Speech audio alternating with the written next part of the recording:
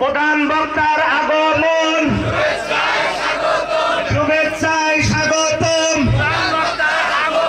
প্রধান বক্তার আগমন। আসসালামু আলাইকুম ওয়া রাহমাতুল্লাহি ওয়া বারাকাতুহু।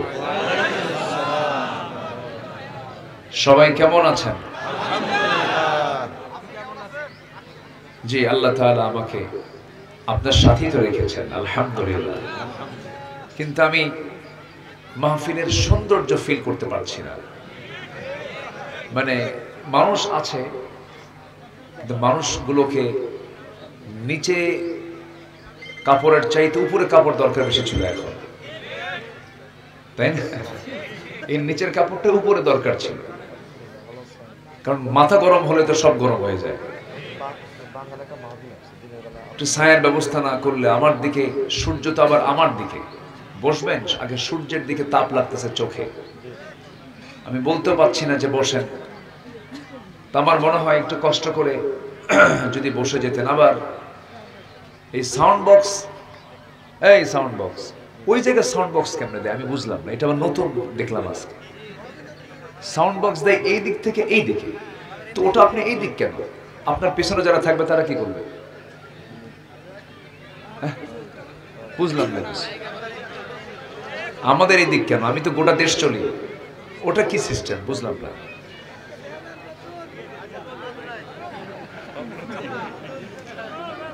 আজকে সব উল্টা চলে না? আচ্ছা যাই হোক, সমস্যা নাই, কিন্তু ওয়াজ তো উল্টা করা যাবে না, ওয়াজ তো সোজাই করতে হবে। যাই হোক, সামিয়ানাটা একটু বড় করে দিতেন, একদম মাঠ ভরে যেত তো, মানুষগুলো বসতে পারছে না। এই জন্য আমি কেমনে কি করি। আবার এইদিকে ক্যামেরা, মানে এরা তো মঞ্চ ছোট, মানে এতগুলো ক্যামেরা আসলে মঞ্চ অন্তত 4 থেকে 5 ফিট উঁচা হলে তখন জনগণ দেখতে অসুবিধা হয় না। একটা প্রোগ্রাম সাজাতে গেলে সব দিক থেকে 2টা খুঁটি দিলাম আর উপরে সামিয়ানা দিলাম, মাহফিল হয়ে গেল। একটু সাজাতে হয়, হ্যাঁ একটু সাজায় নিতে হয়, কারণ মেহমান আসছেন আপনারা, আপনাদের সম্মান করা ওয়াজিব। মান কানা ইউমিনু বিল্লাহ ওয়াল ইয়াউমিল আখির ফালইউকরিম দাইফা। যে ব্যক্তি আল্লাহর প্রতি ঈমান আনলো, নবীর প্রতি বিশ্বাস করলো, পরকালকে বিশ্বাস করলো, সেজন্য মেহমানকে অবশ্যই সম্মান করে। মেহমানকে সম্মান করা কি ওয়াজিব, মেহমানকে সম্মান করা কি ওয়াজিব। মানে তার ঈমান ছুটে যাওয়ার সংখ্যা আছে, এত গুরুত্বপূর্ণ হচ্ছে মেহমান। আপনারা সবাই মেহমান তো, মেহমান না? সবাই আপনারা মাহফিল আমন্ত্রিত, বলছে না? আমন্ত্রিত, কিন্তু উপরে কিছু নাই না। তাহলে এটা কি আমন্ত্রিত হলো বলেন? আমারই খুব কষ্ট হচ্ছে। আচ্ছা যাই হোক, আমরা আসতে পেরেছি, আমি ক্ষমা সুন্দর দৃষ্টি কামনা করি মাহফিল কমিটির পক্ষ থেকে। কেউ নেবেন না কিছু মাথায়? জি, আমরা আসতে পেরেছি, বলি আলহামদুলিল্লাহ। আবারও বলি আলহামদুলিল্লাহ।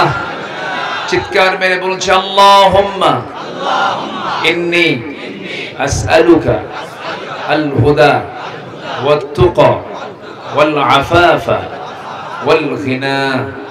সবাই বলি আল্লাহুম্মা আইন্নি আলা যিকরিকা ওয়া শুকরিকা ওয়া হুসনি ইবাদাতিকা। আমরা আল্লাহ তাআলার শুকর আদায় করে নিলাম। আমার আগের মেহমানরা অনেক কথা বলেছেন, শেষ ক্লাসে বসেছি, কষ্ট হচ্ছে না তো আপনাদের? অনেক মা বোন মাহফিল আসছেন, তারা কি আমার কথাগুলো শুনতে পাচ্ছেন কিনা জানি না। মাইকের সার্ভিস ঠিকঠাক মতো আছে তো নাকি? কোথায়? ওখানে মাইক কোথায়? কোন জায়গায়? 4 তলায় না 5 তলায়? মানুষ নিচতলায় আর মাইক কোথায়? 5 তলায়। হ্যাঁ ভালো,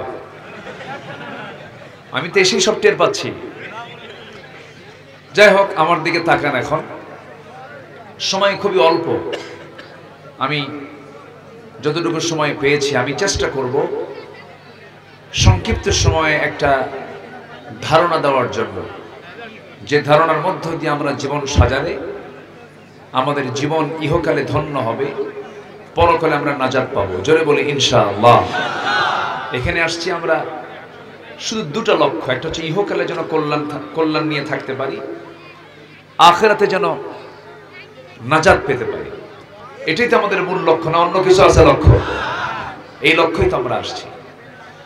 আল্লাহ তাআলা বান্দাকে শর্ট করে বিভিন্ন জায়গায় বলছেন, তোমরা কি নাজাত পেতে চাও, তোমরা কি মুক্তি পেতে চাও, আমি কি তোমাদেরকে এমন কিছু কাজ শিখায় দেব?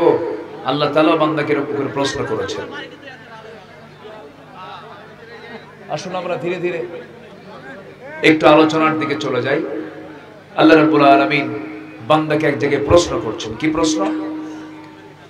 আল্লাহ রাব্বুল আলামিন বলেন, হাল আদুল্লুকুম আলা তিজারাতিন তুনজিকুম মিন আযাবিন আলীম তুমিনুনা বিল্লাহি ওয়া রাসূলিহি وتجاهدون في سبيل الله بأموالكم وأنفسكم ذلكم خير لكم إن كنتم تعلمون جربون الله أكبر ও বিলিভার্স, ও বিশ্বাসীরা, যারা ঈমান এনেছে আল্লাহর উপরে, নবীর উপরে, পরকালের উপরে, হাসরের উপরে, মিজানের উপরে, বিচারের দিবসের উপরে যারা ঈমান এনেছো, তাদেরকে লক্ষ্য করে বলছেন, আমি কি তোমাদেরকে এমন একটা ব্যবসার কথা বলবো, এমন একটা আইডিয়া তোমাদেরকে দেব, এমন একটা বিজনেসের কথা বলবো যে বিজনেস তোমাকে ভয়ঙ্কর জাহান্নাম থেকে তোমাকে নাজাত দিয়ে জান্নাতে দিয়ে দেবে। এমন কি একটা কথা কি তোমাকে জানিয়ে দেব নাকি, সেই পথ পন্থা দেখিয়ে দেব নাকি? এমন সুন্দর করে প্রশ্ন করছেন আমাকে যিনি, তিনি আমার কে? আমাকে প্রশ্ন করছেন, তিনি কে? আল্লাহ। এরপরে তিনি আবার জবাব দিচ্ছেন। প্রশ্ন করছেন তিনি, আবার আমার সুবিধার জন্য জবাবও দিচ্ছেন তিনি।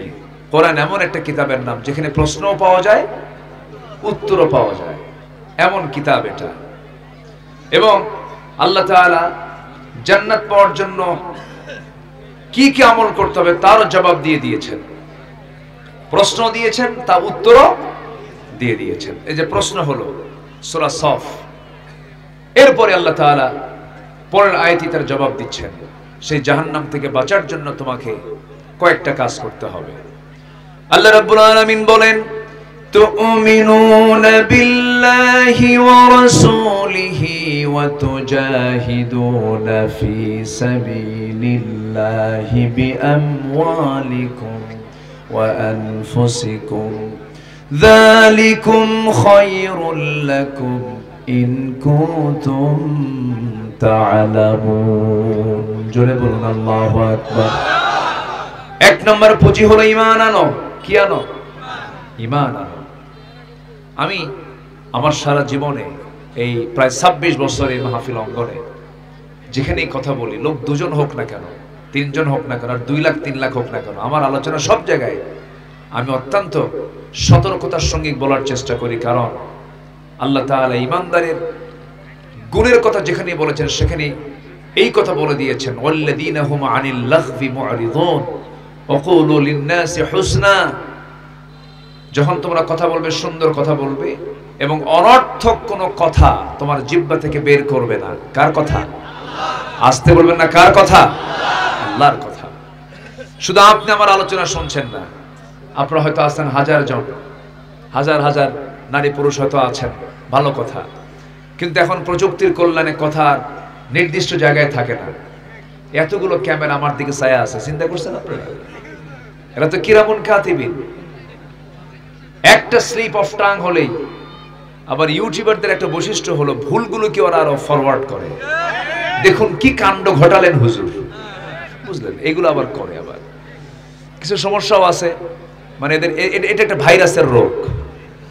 কি ঠিক আছে? এটা একটা ভাইরাস সমস্যা। বরঞ্চ উচিত হলো কোনো ভুল যদি হয়ে যায়, মানুষ তো আমি, এটাকে কেটে এডিটের মধ্য দিয়ে এটাকে ছেড়ে দেওয়া। করে কেউ ভুলটাই সামনে দিয়ে দেয়, হুজুরের পায়জামা খুলে শেষ। ঠিক না? যারা আসছেন আপনাদের এই মহান খেদমতকে আল্লাহ তাআলা কবুল করুন, জোরে বলি আমিন। আজকে মানে বাঙ্গির চেয়ে বেশি বড় হয়ে গেছে।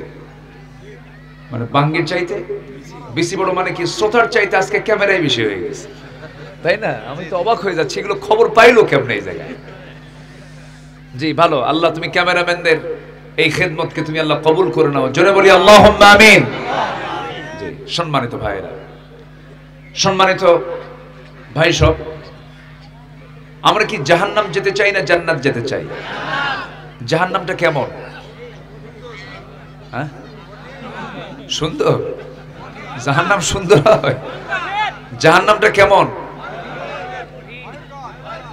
ভয়ঙ্কর। বলেন কেমন ভয়ঙ্কর বলেন। এই যে জাহান্নামের জ্ঞান দরকার, তো জাহান্নামের জ্ঞান না অর্জন করতে পারলে তো আপনি জাহান্নাম থেকে বাঁচার চেষ্টা করবেন না। জাহান্নামটা কেমন আল্লাহ তাআলা এই জন্য গোটা কোরআনের 3 ভাগের 1 ভাগ শুধু জান্নাত জাহান্নাম নিয়ে কথা বলেছেন। যারা আয়াতগুলো পড়ে জানেন, যারা জ্ঞানী মানুষ, সেন্সলেস হওয়ার মতো হয়ে যায় যখন নীরবে, যখন ইদাস সামাউন ফাতারাত ওয়া ইদাল কাওয়াকিবুন তাসারাত ইদাশ শামসু কুফিরাত ওয়া ইদান নুজুমুন কাদারাত ইদা জুলজিলাতিল আরদু জিলজালাহা, এটা যখন পড়ে কোন জ্ঞানী মানুষ নীরবে নিভৃতে তাহাজ্জুদের সময়, তখন সে হেরে যায়, সে নিজেকে হারিয়ে ফেলে। আমি কে? আমার তো কোনো অস্তিত্বই নাই, আমার তো কোনো কিচ্ছুই নাই, সব যার, তিনি কে? আল্লাহ। বাইরে জাহান্নামের ভয় পেতে হলে জাহান্নামকে আগে চিনতে হবে, জাহান্নামটা কেমন ভয়ঙ্কর। এই যে সূর্য দেখতেছেন না, সূর্য বড় না পৃথিবী বড়? কত বড় বলেন? হ্যাঁ মোটামুটি আমরা এটা মুখস্থ করেছি, এই দেশে প্রচুর ওয়াজ হয়েছে এটার উপরে। সূর্য এই পৃথিবী থেকে 13 লক্ষ গুণ বড়, চিন্তা করেন। দেখা যাচ্ছে কিন্তু প্লেটের মতো, এই সূর্যটা পৃথিবী থেকে 13 লক্ষ গুণ বড়। আবার এই সূর্য থেকে কিছু তারকা আছে, বেটেল জুইস একটা তারকা আছে, যে তারকা এই সূর্যের চাইতে 33 কোটি গুণ বড়, কল্পনাই করা যাবে না। এই বিশাল এই সৌরজগৎ কে চালান? America, Russia, Europe? কেউ না। কে চালান? আল্লাহ চালান। এই সূর্যটা, জাহান্নামটা এত ভয়ঙ্কর, জাহান্নামের গর্তের মধ্যে যদি, জাহান্নামের যে মুখ, ওই মুখে যদি এই সূর্যটা ছেড়ে দেওয়া হয়, বাচ্চার মুখে একটা চকলেট কিনে দিয়ে যদি বলা হয় তুমি এটা খাও, ও কি সারাদিন খাবে? কতক্ষণে শেষ হবে? নিল, শেষ। এই সূর্য যদি জাহান্নামের মুখে যদি ছেড়ে দেওয়া হয়, শুধু ঢুকবে, সূর্য খুঁজে পাওয়া যাবে না। কি বুঝতেছেন কথাটা? বুঝতেছেন? একটা আইডিয়া দিলাম শুধু। সূর্য হেরে যাবে, খুঁজে পাওয়া যাবে না, এমন ভয়ঙ্কর হলো জাহান্নাম। সেই জাহান্নাম থেকে বাঁচতে পারাটাই হলো চ্যালেঞ্জ। জাহান্নাম থেকে বাঁচতে হবে আমাকে আপনাকে। সবাই রাজি আছেন তো? নামাজ না পড়া, বিড়ি খায়া। গ্রামের লোক বিড়ি কম খায় না বেশি খায়? আর শহরের লোক কি খায়? একটু আপডেট, ওরা একটু আপগ্রেড খায়, ওরা একটু বেশি দামেরটা খায়। মানে ওরা একটু সামনে যেটা ফিল্টারিং থাকে, মানে বিড়ি কোনো ফিল্টারিং নাই, আর ওটা একটু উপরে ওই কি থাকে, স্পঞ্জ থাকে, স্পঞ্জ থাকে, ওটা থেকে একটু ফিল্টারিং করে খায়। এটার দাম একটু বেশি। এটা ডাইরেক্ট, ওটা একটু ইনডাইরেক্ট মারে। আচ্ছা, এরপরে যারা আরো একটু উপরে থাকে, এলিয়েট শ্রেণী, ওরা আবার একটু ঢালে।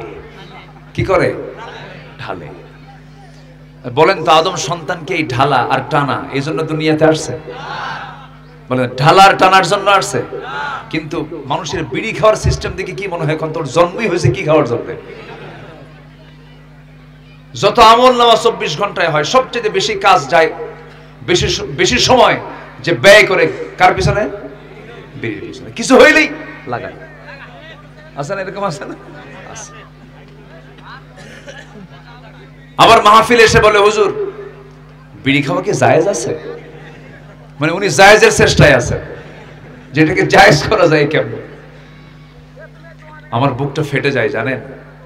53টা বাজেট হলো এই পর্যন্ত বাংলাদেশে, এই স্বাধীনতার 54 বছর প্রত্যেকটা বাজেটে অর্থমন্ত্রীরা বিড়ির দাম প্রত্যেকটা বাজেটে বাড়াইছে, কিন্তু যারা বিড়ি খায় তারা কয় মন্ত্রী বাড়াও। তুমি বাড়াবে আমাদের কোনো সমস্যা, প্রয়োজনে বাড়ি বেঁচে খাবো, তো বিড়ি ছাড়বো না। এত বিড়ি এই জাতি খায়। আমি একটা পরিসংখ্যান আমার হাতে এখন আসেনি, আমি একজনকে করতে দিচ্ছি, দেখো তো বিড়ির পিছনে জাতি কত করে টাকা খরচ করে।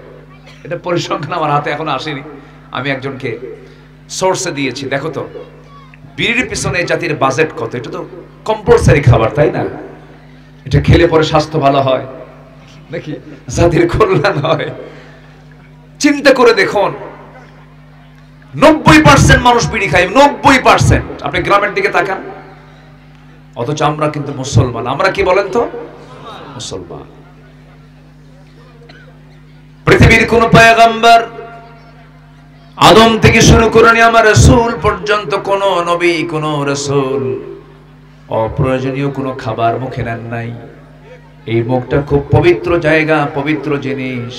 এই মুখে আপনি যা তা নিবেন তা হবে না। মুখে যা নেব আমরা হালাল নেব, হারাম কিছু নেওয়া যাবে না। মুখে যা বলবো হালাল কিছু বলবো, হারাম কিছু বলা যাবে না। একজন সাহাবী নবীর কাছে এসে বলছেন, ইয়া রাসূলুল্লাহ, আমি বেশি আমল করব না, আমাকে অল্প কিছু আমল শিখায় দেন, আমি জান্নাত পেতে চাই। রাসূল তাকে হতাশ করলেন না, বলেন তুমি কি আমল করো বলো তো।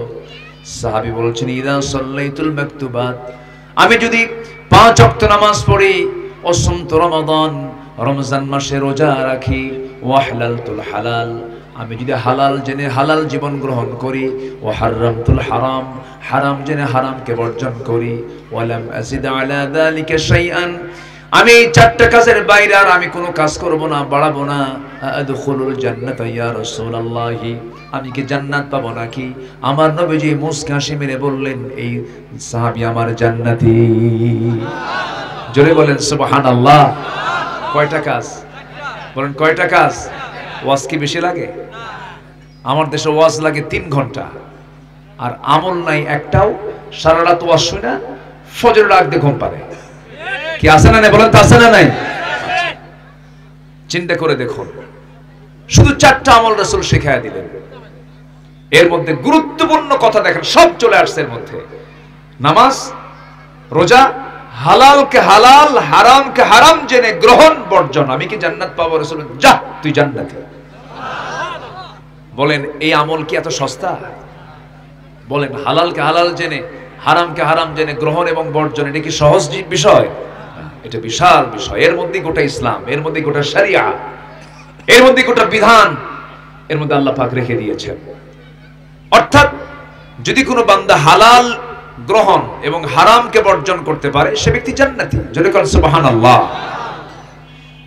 সম্মানিত ভাইয়েরা, আমি খুবই আনন্দিত, এমন একটা টাইমে মাহফিল, যে টাইমটা মানুষের সবচেয়ে ব্যস্তপূর্ণ সময়। কারো অফিস থাকে, তাও আজকে বৃহস্পতিবার, লাস্ট অফিস, কত কর্ম, কত কাজ, সব কাজ ফেলে মাহফিলে যারা আসছেন, আমি মনে করি এক একজন বীর মুজাহিদের ভূমিকা পালন করেছেন।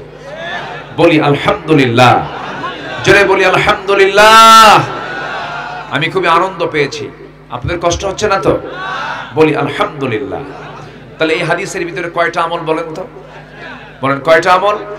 1 নাম্বার কি বলেন? সবাই কি নামাজ পড়তে রাজি আছেন? সবাই পড়বেন? কারো কোনো বাদ যাবে না তো? যুবকরা, তোমরা আরো সুন্দর করে জীবন গড়ো। তোমার হাতে আগামীর বাংলাদেশ। তুমি বাংলাদেশ, তুমি বাংলাদেশ, তুমি দেখিয়ে দিয়েছো। আমি তো ভাবছিলাম ছেলে পেলেগুলো মোবাইল আসক্ত হয়ে গেছে, ইয়াবা, বাবা, অসৎ নেতৃত্ব, বিড়ি খায়, গাঁজা খায়, ফ্রি ফায়ার, পাবজি, আর কি আছে কও, গেমস টেমস কত কি না। আচ্ছা, এগুলো দেখে আমার মনে হয়, আমি ভাবলাম যেগুলো মনে যুবকরা শেষ হয়ে গেছে, কিন্তু না, জাতে মাতাল তাহলে ঠিক ছিল। একদম সময় মতো হিট করেছে, একদম দুপুরে গিয়ে গণভবনে লাঞ্চ করেছে, ঠিক কি না? রান্না হয়েছে প্রাইম মিনিস্টারের জন্য, সে রান্না খেয়েছে যুবকরা। টাইম দিয়েছে 45 মিনিটস, গো আউট, কি ঠিক কি না? চলে যাও। সম্মানিত ভাইয়েরা, এখন এই যে অর্জন তুমি করেছো, এই অর্জন টিকে রাখার জন্য সবচাইতে বড় বিষয় হলো উন্নত চরিত্র গঠন তোমার করতে হবে। তোমার যদি উন্নত চরিত্র, হুসনে খুলক, এটা যদি না হয় তুমি থাকতে পারবা না। তোমাকে সিটকে ফেলে দেবে। পৃথিবীর কোন শক্তি একটা আদর্শকে কখনো পরাজিত করতে পারে না। তা বারবার পরীক্ষিত হয়েছে, কিয়ামত পর্যন্ত এটাই পরীক্ষিত হবে। আমার দেশেও একটা আদর্শকে ধ্বংস করতে গিয়ে একটি অবৈধ, একটি অন্যায়, একটি অরাজক পরিস্থিতি যারা সৃষ্টি করতে চেয়েছিল তারাই ধ্বংস হয়ে গেছে। আদর্শের পতন কখনো হয় না, আদর্শের পতন কখনো কেউ করতে পারে না। ইসলামকে নিষিদ্ধ করতে গিয়ে তারা নিষিদ্ধ হয়ে গেছে। এই দেশে দল কি একটা ছিল? এদেশে দল তো শত শত শত দল, নাম সর্বস্ব দল। এক ব্যক্তি এক দল, একজন আছে না? এরকম আছে, এরকম শত শত দল আছে আমার দেশে। এতগুলো দলের মাঝে 5 অগাস্টের মাত্র 5-6 দিন আগে কয়টা দল নিষিদ্ধ হয়েছে? বলেন কয়টা দল বলেন তো? একটা দল নিষিদ্ধ তারা করেছিল, একটা দল। অথচ এই দেশে ইসলামী দল ছাড়া আরো দল আছে, তাদেরকে ধরে নাই। শুধু ইসলামী দলই আছে 53টা। কয়টা কল? একটা দুইটা? 53টা ইসলামী দল, একটাও নিষিদ্ধ করেনি। গুনে গুনে একটা দল ওরা বেছে নিয়েছে। সাধারণ মানুষ বাতিলকে না চিনলেও, মানে কি বলে, সাধারণ মানুষ হককে না চিনলেও বাতিল কিন্তু ঠিক হককে চিনে, ঠিক কিনা? বাতিল হককে চিনে ফেলেছে, চিনে ফেলে, কারণ তার তো প্রতিবাদ করতে হয়। সম্মানিত ভাইয়েরা, অঙ্ক বুঝে নিতে হয়, এর চাইতে বেশি কিছু আমার বলা লাগবে না। অঙ্ক বুঝে নেন, কারা পরীক্ষিত, কাদের শহীদের কাতার লম্বা, কারা চোখের পানি ফেলে ফেলে কেঁদেছেন এই দিনটার জন্য, কাদের চোখের পানি দিয়ে জায়নামাজ ভিজেছে জেলখানার ভিতরে। এই রফিকুল ইসলাম খান আপনাদের কলিজার টুকরা, জানেন 250-রও বেশি মামলা ছিল তার নামে, 250-রও বেশি, যার জট শেষ করতে তার সারা জীবনও শেষ হতো না। অথচ একটা গ্রাউন্ড ছিল না, কোনো কারণ ছিল না। শুধু উনি নয়, গোটা দেশটাকে তারা বানিয়েছিল কারাগার, আর সেই কারাগারের কয়েদি ছিল হলো এদেশের মানুষ। আমাকে লক্ষ্য করে গুলি করা হয়েছে মঞ্চে, আমাকে মেরে ফেলার জন্য, গুম করার জন্য সাদা মাইক্রোবাসের এক টোটাল টিম আমাকে ধরে নিয়ে চলে গেছে। এরকম অসংখ্য ঘটনা বিগত 16 বছরে তারা ঘটিয়েছিল। নির্যাতন করেছে, নিপীড়ন করেছে। যেই দেশে আল্লামা সাইদির মতো মানুষকে তারা রাখতে দেয়নি, কত বড় ইসলামের দুশমন হলে পরে এই চরিত্র তাদের মাঝে ফুটে উঠেছিল।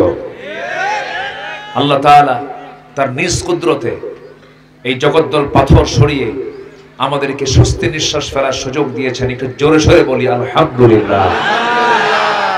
যুবকরা, নেশার দিকে যাবা না। তুমি কি জানো তোমার জন্য এই দেশ চেয়ে আছে? তুমি প্রস্তুতি নিয়ে নাও, নামাজ পড়ো, তোমার গ্রামটাকে সাজাও। তোমার গ্রামে কোন বাড়িতে মেয়েরা বোরকা পরে না, বাড়ি থেকে বোরকা ছাড়া বের হয়, তোমরা টিম গঠন করো। টিম গঠন করে সেই বাড়িতে টিম পাঠাও। বলো আপনার মেয়ে, আপনার বউ, আপনার এরকম নাতি বোরকা পরে না, আমাদের চোখের সমস্যা হয়, গুনাহ হয়, এই গ্রামে থাকতে হলে বোরকা ছাড়া বের হওয়া যাবে না। তোমরা পারবা? পারবা না? তোমরা বললেই তোমরা পারবা। এই পরিবেশ এসেছে এখন। তোমার গ্রামের মাতব্বর নামাজ পড়ে না, তোমার গ্রামের যদি মাতব্বর নামাজ না পড়ে, তোমরা যুব সমাজ একটা টিম চলে যাবা মাতব্বরের কাছে, গিয়ে বলবো চাচা আপনার মাতব্বরই আমরা মানি, আপনাকে সম্মান করি, আপনি বয়স্ক মানুষ, যুগের পর যুগ আপনি এই দায়িত্ব পালন করে আসতেছেন, কিন্তু আপনি তো নামাজ পড়েন না, আপনার নামাজ পড়া দরকার। নামাজ ধরলো আলহামদুলিল্লাহ, কোনো কথা নাই। নামাজ আছে, চরিত্র আছে। নামাজ নাই, চরিত্র নাই। কিন্তু সে যদি বলে না নামাজ আমি পড়তে পারবো না, যুবকরা সেই সময় বলে দিবা আপনার নেতৃত্ব আমরা মানবো না, মাতব্বরি ছুটাইয়া দেবো, ঠিক কিনা? তুমি আল্লাহরে ফাঁকি দিবা, তুমি তুমি আল্লাহরে ফাঁকি দিবা, তোমার নেতৃত্ব আমরা মানি না। জেগে ওঠো, শুধু একটু দাও তুমি সামনে, দেখো তোমার সামনে বিজয় অপেক্ষা করছে। নোংরামি করবা না। গার্লস স্কুলের সামনে যাই ইতিমের মতো বসে থাকে কিছু আছে, আছে মানে বাপও নাই মাও নাই, আছে না, এরকম আছে না? এগুলো লস প্রজেক্ট। ওদের পিছনে বিয়ের আগে যা খরচ করবা সব লস। চুরি ফিতা কি কি আছে না, এগুলো সব যা কিনে দিবা বিয়ের আগে সব লস, বিয়ের পরে দিবা এটা লাভ। বিয়ের আগে দেওয়া এটা কি প্রজেক্ট বলো বলো বলো? Loss project. লস প্রজেক্টে যাবা কেন? এগুলো করা যাবে না। বিয়ের আগে প্রেম করা যাবে না। বিয়ের আগে প্রেম হয় না, বিয়ের আগে হয় হলো জেনা। কি বিয়ের আগে কি হয়? জেনা। বিয়ের আগে কোনোদিন প্রেম হয় না। বিয়ে মূলত প্রেমের জন্যই বিয়ে, সংসারের জন্যই বিয়ে, রহমতের জন্য বিয়ে, বরকতের জন্য বিয়ে। সেই বিয়ের আগে কখনো এই প্রেম হতে পারে না। অথচ আমার দেশের নাটক সিনেমায় প্রেম শিখায়, বিয়ের আগে শিখায়, ঠিক কিনা বলেন? এই সমস্ত নাটক কি জায়েজ আছে? জায়েজ আছে? আমরা এখনো কিন্তু সংখ্যামুক্ত নই।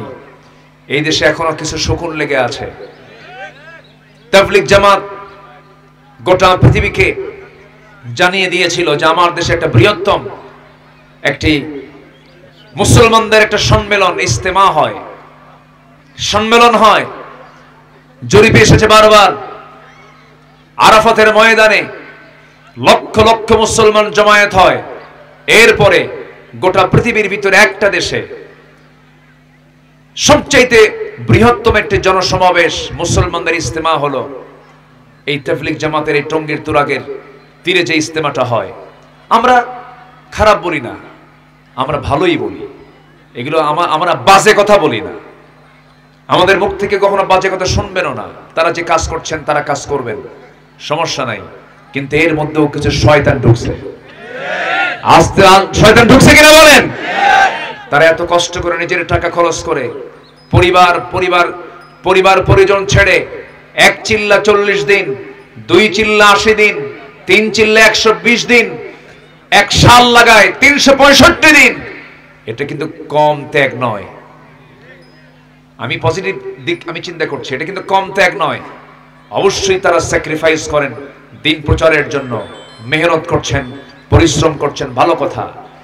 কিন্তু যারা মানুষকে রক্তাক্ত করে, যারা মানুষকে খুন করে, তাদের দ্বারা এই সমস্ত খেদমত মানায় না, ঠিক কিনা? যারা সন্ত্রাসী, যারা খুনি, তারা তো খুনি। আমরা তাদের চূড়ান্ত শাস্তি দাবি করছি। এই সম্প্রতি ঘটে যাওয়া এই 2-4 দিনের মধ্যে যে সমস্ত লাশগুলো পড়লো বিনা কারণে, 60-70 বয়সের মুরব্বী মানুষগুলো গেছে সেই জায়গায়, তারা চক্রান্তের শিকার হয়ে রক্তাক্ত হয়ে তারা দুনিয়া থেকে বিদায় নিয়েছেন। আমরা প্রশাসনের দৃষ্টি আকর্ষণ করে প্রকৃত যারা অপরাধী তাদের শাস্তি নিশ্চিত করা হোক। সবাই রাজি আছেন তো? সবাই রাজি আছেন তো? আমরা এই দাবিটা করছি। সম্মানিত ভাইরা, তাবলীগ জামাত যে কাজ করছে করুক, কোনো বাধা নাই। পীর সাহেবের দরবারে যে মুরিদদের তাজকিয়াতুন নফস করছেন পীর সাহেবরা, তাদের ব্যাপারে আমাদের কোনো ক্লেম নাই। কিন্তু আমাদের দাবি একটা, আমাদের প্রস্তাবনা একটাই, সেটা হলো আপনাদের ওই পীরের দরবার থেকে একামতে দিনের কথা আসে না কেন? তাবলীগ জামাতের সেই ইজতেমার মাঠ থেকে যদি বলা হতো আজকের থেকে সুদ হারাম, আজকের থেকে জেনারেল লাইসেন্স বন্ধ করতে হবে, রাস্তায় বাম দিকে চলবে না ডান দিকে চলতে হবে, প্রশাসনে ইসলামের আইনকে সংযুক্ত করতে হবে, সচিবালয়ে সুন্দর করে সাজিয়ে সেখানে কোরআন এবং হাদিসের সুন্নাহ বাস্তবায়নের চেষ্টা করতে হবে। শুধু নামাজ পড়লে হবে না, নামাজ আদায়ের কথা আসছে কোরআনে মাত্র একবার, ফাসাল্লি লিরাব্বিকা ওয়ানহার, নামাজ পড়ুন আর নামাজ কায়েম করুন, এই কথা আসছে একবার না বারবার? আজ একবার না বারবার? 80 বারেরও বেশি বার আসছে হলো নামাজ কায়েমের কথা। আমরা কেউ চালাইছে 16 বছর, কেউ চালাইছে 9 বছর, না 9 বছরই তো চাচা, হ্যাঁ চাচা, হ্যাঁ এটা যে কি ছিল বা, আচ্ছা যাই হোক, 25 বছর, 16 বছর, 9 বছর, মাঝখান দিয়ে কেয়ারটেকার গভর্নমেন্ট গেছে কয়েক বছর। এই 54 বছরে যারা ক্ষমতার মসনদে ছিলেন, সবার পরিচয় নামের আগে মোহাম্মদ থাকলেও, সবাই ইসলাম ধর্মের মানুষ হলেও, তারা সরকার গঠন করার পরে কিন্তু ইসলাম সরকারে রাখে নাই, ঠিক কিনা বলেন?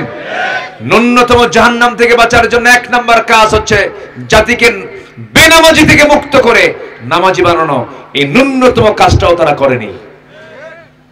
আজকে যদি আমার দেশে নামাজের সরকার যদি কায়েম হতো, 95% বেনামাজি থাকতো না, 95% হতো নামাজি। অতএব সব থেকে শেষ আগামীর দেশ আমরা দেখতে চাই কোরআনের দেশ, ইসলামের দেশ, ইসলামের দেশ। রাজি আছেন কারা কারা? হাত উঁচু করে দেখান মুসলমান। আল্লাহে তাকবীর। কোরআন আছে যেখানে, আলেম ওলামা যেখানে, লিল্লাহে তাকবীর।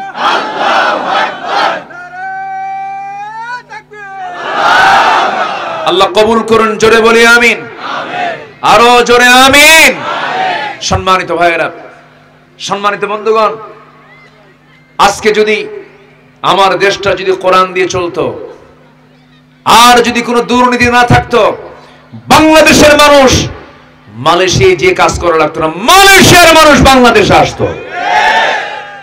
আমার দেশের মাটিগুলো কত সুন্দর দেখেন, সামনের দৃশ্যটা দেখেন, দেখছেন সামনে কিসের ফুল? কোথাও পাবেন না এটা, জানেন? এই শুধু এই প্রজেক্ট যদি কুয়েত অথবা কাতার যদি তৈরি করতে চাই, হাজার হাজার কোটি টাকা খরচ করেও এই একটা দৃশ্য তারা বের করতে পারবে না। আর আপনি কয় টাকা খরচ করছেন?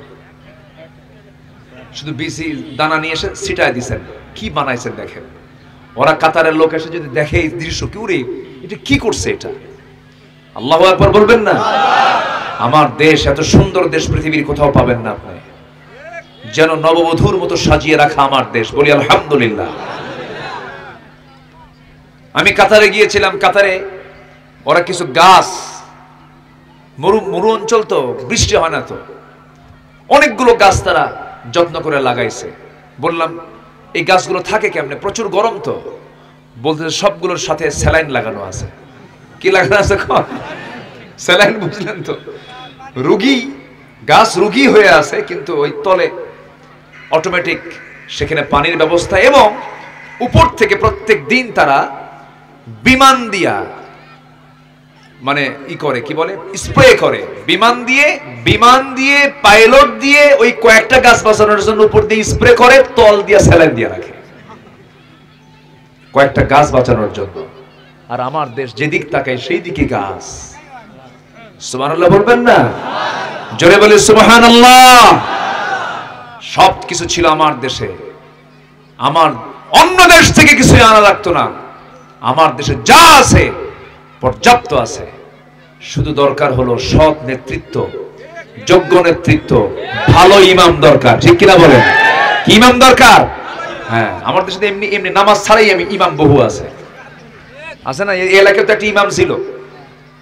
কি ভাবতেছেন হুজুর খবর রাখে না? হ্যাঁ, ওগুলো ইমাম টিমাম চলবে না, যোগ্য ইমাম দরকার, ঠিক কিনা?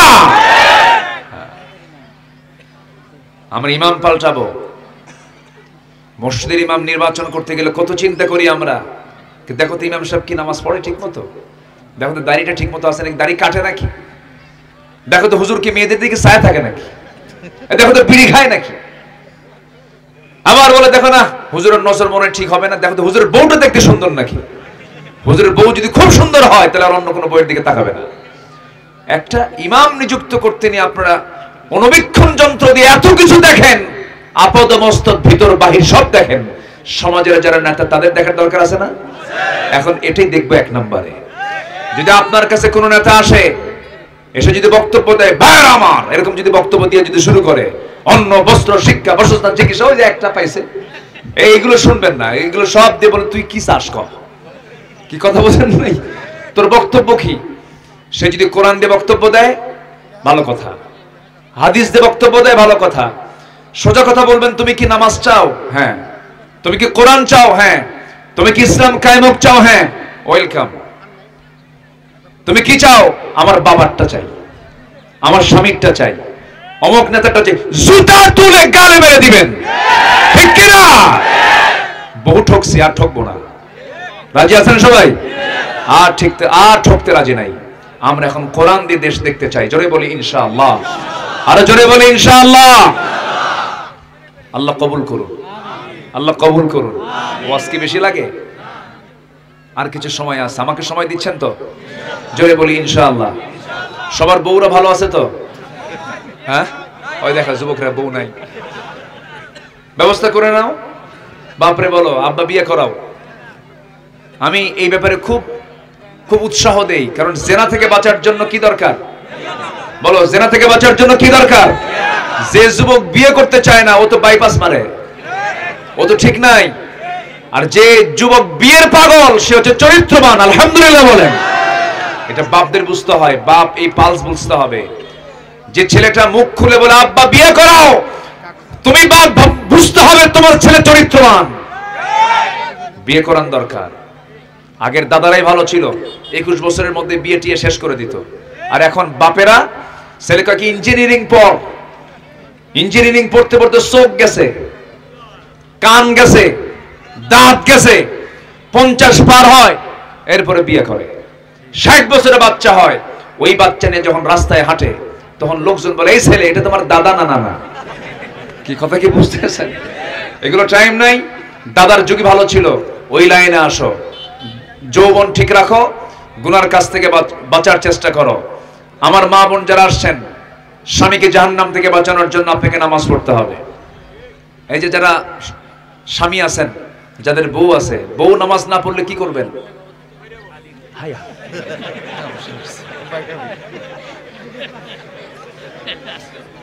এতে সরাসরি হিট করে দেখতেছি। যে বলছে বেড়াবো, ওর তো বউই নেই। বউ মারা এত সস্তা? খুব কঠিন ব্যাপার। শাসন না, শাসন তো করবেন। শাসন তো কাকে বলে? শাসন তো ওটা নয় যে আপনি তাকে আঘাত করছেন, না, শারীরিক কোনো আঘাত করা যাবে না। আপনি তাকে আগে আদর করবেন। কি করবেন? শুনবে না কেন? অবশ্যই শুনবে কথা। মানুষ তো মানুষের কথাই শোনে, ঠিক কিনা?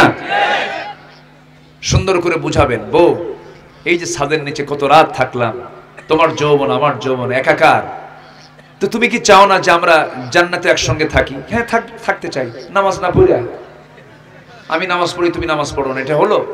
নামাজটা ধরো। বাচ্চাদেরকে বুঝাবেন, সুন্দর করে বলবেন।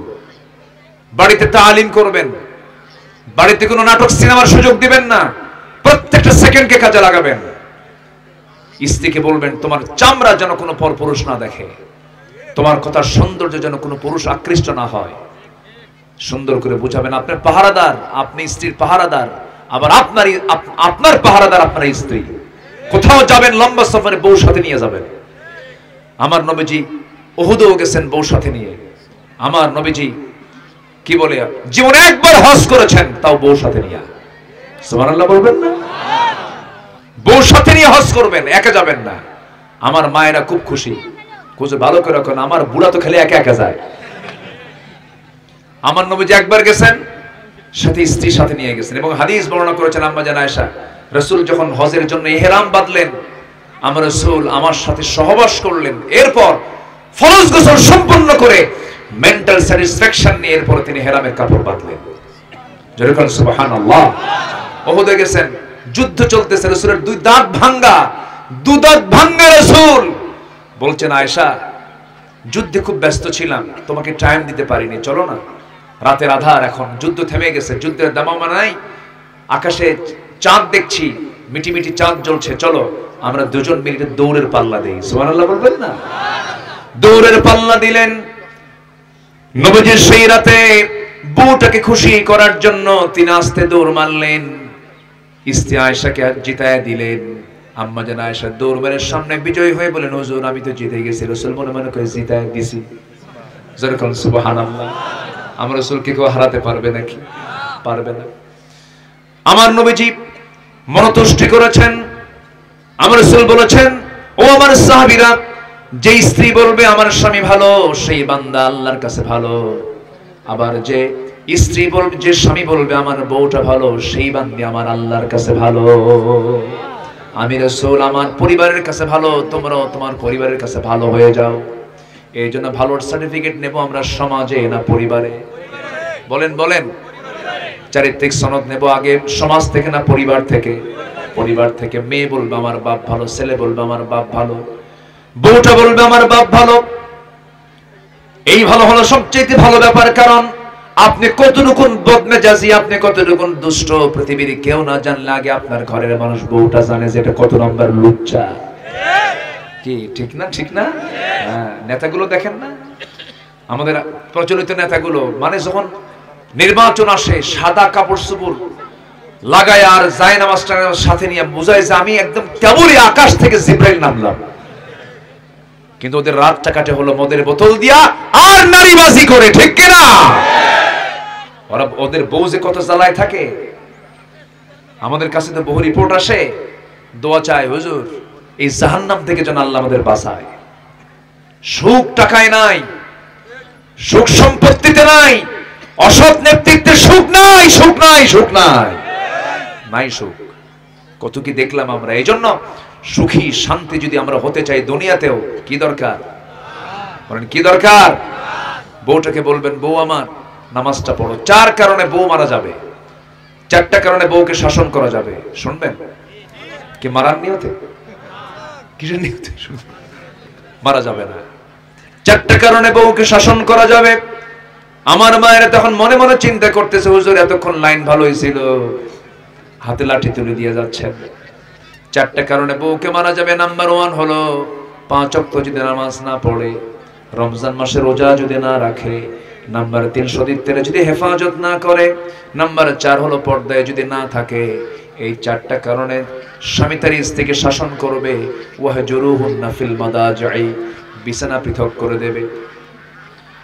পরিবার ডাকবি, সালিশ ডাকবি, কথা বলবে, সুন্দর করে বুঝাবে, জানাবে, চেষ্টা করবে। সর্বশেষ শাসন করতে পারে। কি শাসন? পকেটে থাকা একটা মেসওয়াক, সেই মেসওয়াকের হাইট হলো মাত্র 9 ইঞ্চি। 9 ইঞ্চি মেসওয়াক দিয়া হাতে মারা যাবে, পিঠে মারা যাবে, তবু মুখে মারা যাবে না। এতক্ষণ চান্সে ছিলেন